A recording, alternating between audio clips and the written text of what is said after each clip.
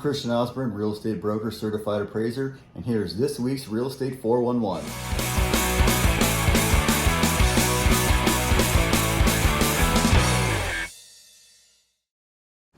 This week's video is talking about owning your first home. We'll talk about credit score. We'll talk about down payment. We'll talk about other expenses and a little more.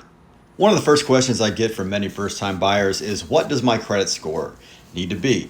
In most cases, you need to have a minimum credit score of 580. Now keep in mind, 580 is a minimum. Obviously, your credit score affects your interest rate. So the higher the credit score you have, the lower the interest rate you're going to have.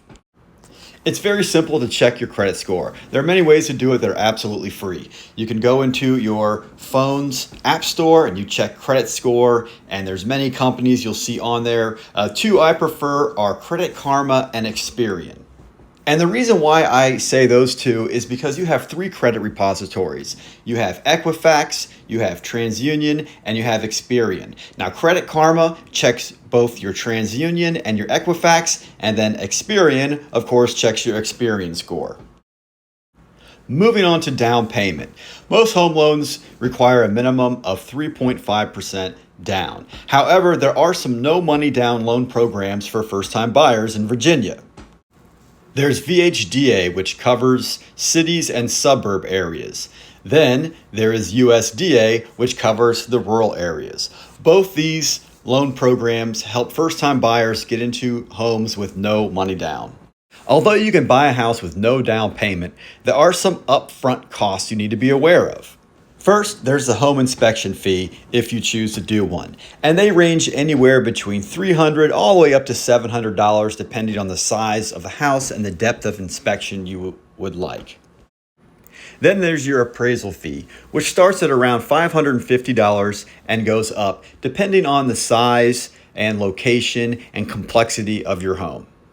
Next up is monthly payment. Now, of course, this is going to vary widely depending on many factors such as your credit score, down payment, interest rate, sales price, etc. But there are some easy ways to kind of calculate what your mortgage payment is going to be.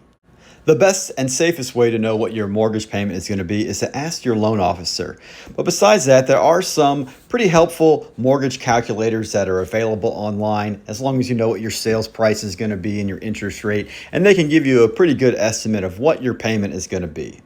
Also, keep in mind you're going to have a huge tax savings by writing off the interest on your new payment.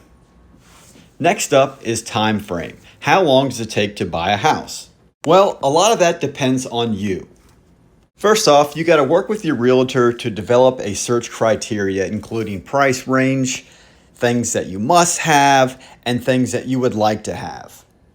Once you find a home that matches your search criteria, you then need to contact your realtor to schedule a showing so that you can then view the home.